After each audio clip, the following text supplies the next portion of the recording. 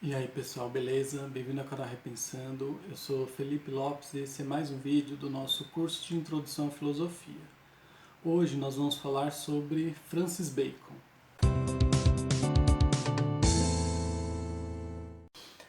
Francis Bacon foi um filósofo inglês que viveu entre o século XVI e XVII.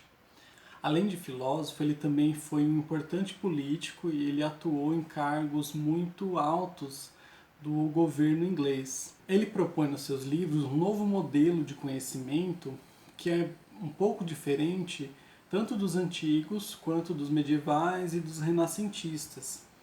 E ele tem uma obra que tenta entender o papel da ciência na sociedade, além de postular um novo modelo de ciência, um novo modelo de conhecimento, ali naquele momento do século XVII. O pensamento do Francis Bacon é marcado por uma ruptura, e a gente já consegue perceber aqui que os pensadores dessa época, a gente vai ver com Galileu, com Francis Bacon, com René Descartes, eles têm uma tendência a marcar uma ruptura com o conhecimento tradicional. E principalmente com a influência do Aristóteles, que era o grande filósofo naquele momento. Através dos escolásticos, Aristóteles se consagrou como a referência principal dos pensadores ali daquela época. E tanto Francis Bacon quanto Galileu e Descartes vão tentar fugir um pouco da influência aristotélica e tentar reformular a partir de novas perspectivas. Para o Francis Bacon, o conhecimento da natureza da época dele não conhecia a verdadeira realidade das coisas. Isso era por causa do método. O método utilizado para ele era um método que tinha muitas falhas. E então não era nem uma questão de as pessoas não estarem buscando, mas estarem buscando da forma errada. Ele vai chamar esse conhecimento errado, esse método errado, de antecipações da natureza. E em contraposição a isso, ele vai propor o que ele chama de interpretação da natureza. Antes de entrar especificamente no método, Francis Bacon ele tem uma reflexão bem desenvolvida a respeito do erro, que ele chama de teoria dos ídolos, ou dos ídola em latim, né, que é a língua que ele escreve. Ele vai colocar 4 tipos de ídolos, que são 4 tipos de erros principais na ciência, né, na busca do conhecimento, que é o ídolo da tribo, ídolo da caverna, ídolo do foro e ídolo do teatro. Nessa parte ele vai tentar fazer uma limpeza de tudo que é falso da mente. Então é a parte, digamos assim, destrutiva do método dele, que é a gente limpar tudo que a gente tem de conhecimento errado para poder, a partir daí, abrir espaço para os conhecimentos novos e mais adequados. O primeiro, o ídolo da tribo, tem a ver com o ser humano tentar entender a natureza a partir da natureza humana. É como se você misturasse o que é da natureza humana na natureza fora dos humanos, digamos assim. Como, por exemplo, quando a gente pensa que a natureza ela age por uma finalidade, ela age para atingir algum objetivo. Isso é uma característica da ação humana, agir para atingir algum objetivo. E se a gente tenta encontrar isso na natureza, a gente está tentando entender a natureza a partir de como é o ser humano. Isso é um erro. Outro erro também ligado a esse ídolo da tribo tem a ver com você aceitar algumas verdades porque é agradável ou porque você quer acreditar naquilo. Isso também é um erro, né? Não é só porque alguma ideia, alguma afirmação ela é agradável, é uma coisa que as pessoas querem acreditar, que passa a ser verdade. E outra coisa também é você colocar os afetos na frente da razão, né? Como, por exemplo, aceitar uma ideia agradável é aceitar aquilo que te causa um bom afeto, ou aquilo que te causa uma boa sensação. É você estar colocando o afeto na frente da razão na busca do conhecimento. O segundo tipo de erro, que é o ídolo da caverna, ou ídolos da caverna, tem a ver com a gente generalizar aquilo que é conhecimento particular, ou então deixar as nossas características particulares, pessoais, interferir no conhecimento. Por exemplo, quando a gente generaliza algo que nós conhecemos a partir da nossa realidade imediata para o todo. Por exemplo, se a gente conhece cisnes, mas na vida toda a gente só viu cisne branco, a gente não pode afirmar daí que só existem cisnes brancos. A gente precisaria buscar o geral, o todo.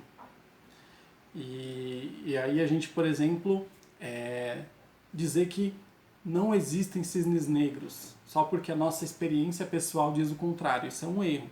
Outro exemplo, né? Se a gente mora num lugar muito quente, sei lá, perto de um deserto, não sei, deduzir daí que a natureza é quente é um erro. Por quê? Porque é uma particularidade do nosso mundo mais imediato, aquilo que a gente convive, aquilo que a gente vê diariamente. Generalizar isso para o todo é você desconsiderar o que está fora daquele mundinho particular, daquela experiência mais imediata. Outra coisa também que tem a ver com isso é o que a gente aprende, toma como certo sem questionar. O terceiro tipo de erro, que é os ídolos do foro, tem a ver com a linguagem. São confusões derivadas da linguagem. Por exemplo, palavras que têm um sentido vago e têm um sentido vazio, elas atrapalham o raciocínio. Também palavras que representam coisas que não existem, ficções, e aí eu deixo a critério de vocês pensar em palavras que determinam ou que significam coisas que não existem, também podem atrapalhar a busca do conhecimento, dependendo ali do contexto, dependendo do modo como é utilizada. Esse tipo de erros são os erros derivados da linguagem, os ídolos do foro. E também ele coloca nessa categoria aquelas explicações ad hoc, que significa explicações pontuais que servem para, digamos assim, mascarar um ponto ou outro da teoria que constitui um erro ou um problema. É uma explicação meio que apressada, para tampar buraco. São explicações ad hoc. Ele também coloca na categoria de ídolos da foro.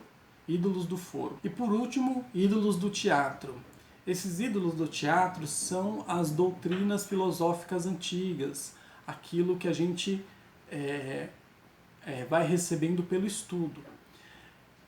O problema desses ídolos, né, que ele associa com o teatro justamente por constituírem uma ficção, como se fosse uma encenação, o problema é que, às vezes, a gente é convencido por uma má demonstração, uma demonstração errada, uma explicação errada, ou então a gente adquire uma fé cega diante daquilo que a gente estuda. E aí a gente acaba caindo em um outro erro.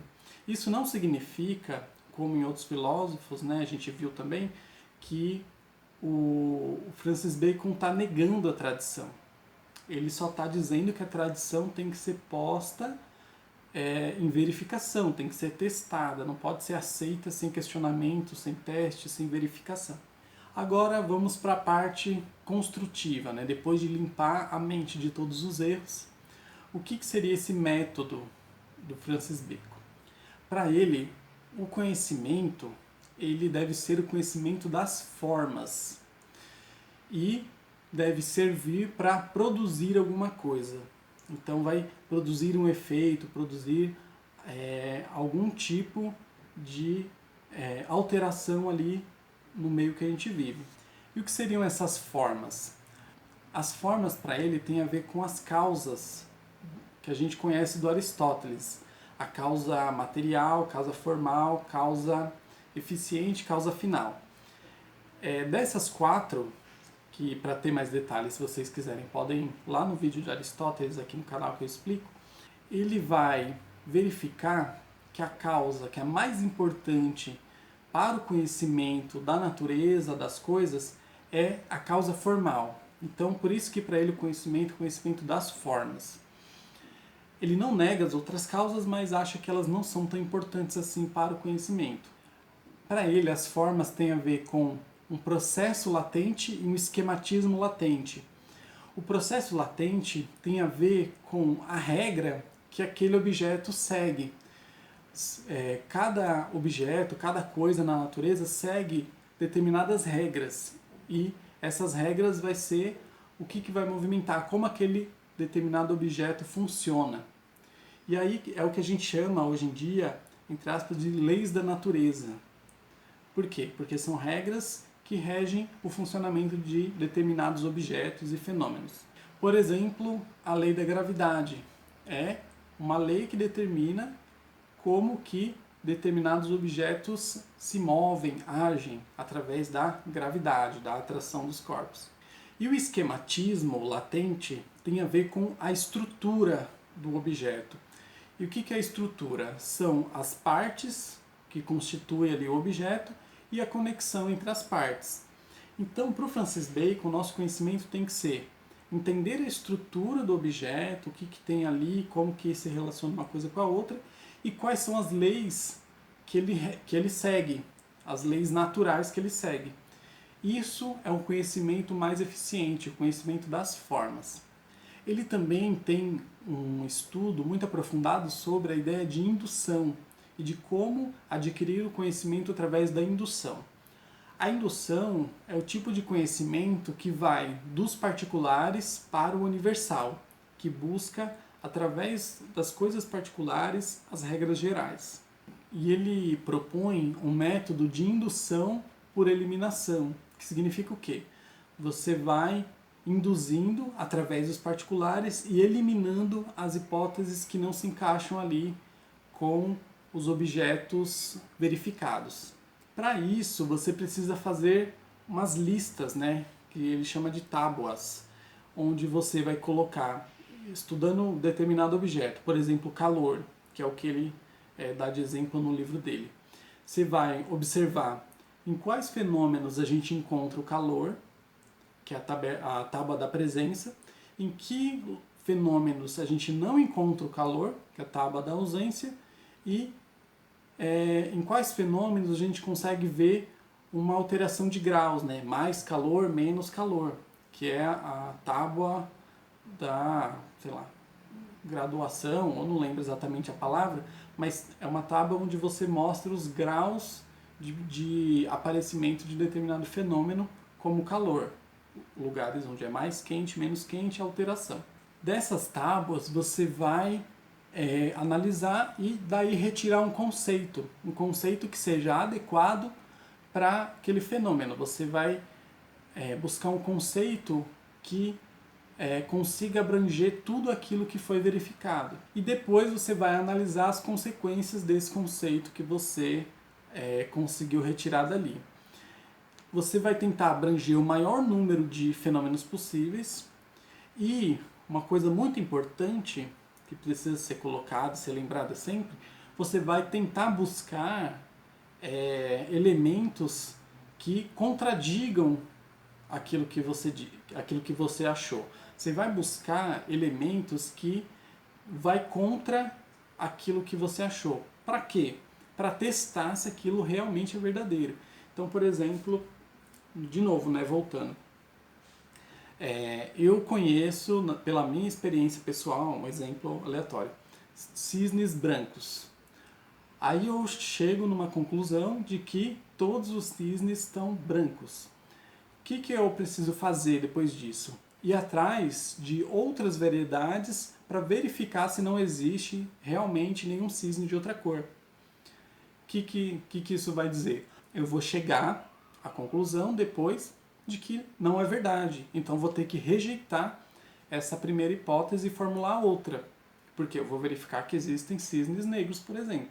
Embora não seja tão comum, mas existe. Então, o cientista, a pessoa que busca o conhecimento, ela tem que estar aberta a jogar fora aquilo que ela construiu, se aquilo se mostrar errado. É diferente de alguém que se apega a uma ideia muito firmemente e não abandona de jeito nenhum e fica criando explicações mirabolantes para lidar com o fato de que aquilo não é verdade. Por exemplo, o pessoal da Terra plana, né? A pessoa que realmente busca o conhecimento, ela tem que estar aberta a perceber que está errada e que aquilo que ela acreditou tem a ver com um conhecimento que vai ser mostrado falso por outras evidências. O Francis Bacon também, ele vai colocar o conhecimento como algo que necessita da colaboração do conhecimento empírico, daquilo que a gente vê, e das deduções lógicas. Então uma coisa não é separada da outra, elas atuam em parceria, digamos assim. Agora, segundo ele, por quê? Qual que é a finalidade? Para que conhecer? O Francis Bacon tem uma noção muito famosa que é a de que o conhecimento é poder. O que significa conhecimento é poder?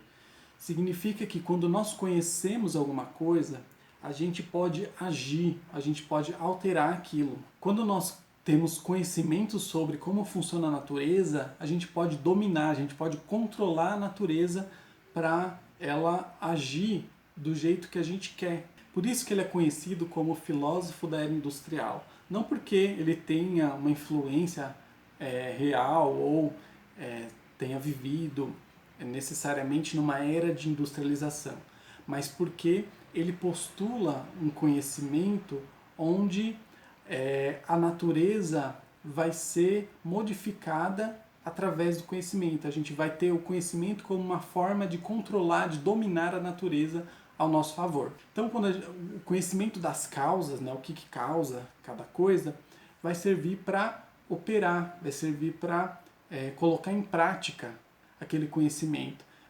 Ou seja, eu conhecendo como funciona o calor, eu posso controlar melhor o fenômeno do calor. Eu posso controlar melhor os lugares onde eu quero que tenha calor e os lugares onde eu não quero que tenha calor. Então, causar intencionalmente algum fenômeno, ter o poder de causar intencionalmente algum fenômeno, é alguma coisa adquirida só quando a gente busca realmente o conhecimento verdadeiro das coisas. Certo? Então é isso. A dica de aprofundamento que eu vou dar é vocês lerem o livro do Francis Bacon da coleção Os Pensadores. Lá vai ter o Novo Órgão, que é o livro talvez o mais importante dele, e Nova Atlântida. Principalmente o Novo Órgão, que é onde ele vai fazer essa discussão sobre a ciência, né, sobre conhecimento. Só que, é lógico, a leitura integral é super recomendada. Certo? Então é isso. Curte o vídeo, compartilha com quem você acha que vai se interessar. Não esquece de se inscrever no canal para receber as novidades. E é nóis!